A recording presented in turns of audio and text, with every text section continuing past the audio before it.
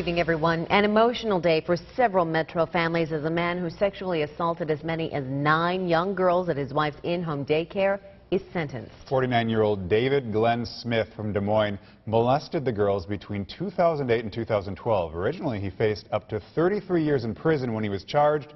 Because of a plea agreement, will serve only a maximum of 4 years.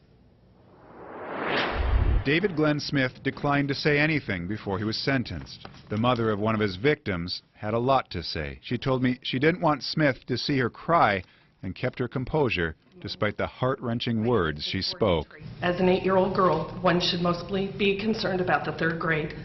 My daughter, on the other hand, has had to deal with living with being sexually assaulted, living with the shame, not fitting in with her friends because she is now different than them.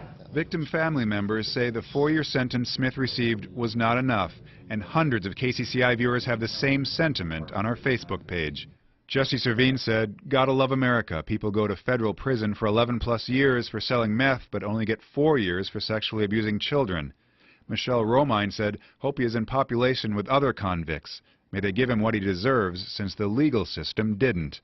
Prosecutor Steve Fortano with the Polk County Attorney's Office said the plea agreement was a good resolution because in addition to the 4-year sentence, Smith will be on supervised probation for 10 years and the sex offender registry for life. But most importantly, Fortano says it avoids a trial with children having to take the stand and recount what happened in open court and be cross-examined.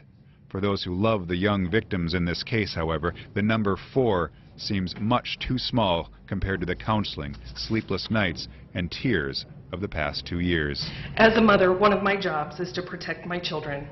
It breaks my heart that I was not able to do that. May you rot in hell.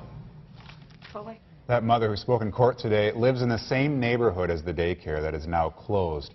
She told me she has seen Smith countless times walking his dog in front of her house since he was first arrested, and said her daughter told her tonight she's excited to be able to bike down the street again.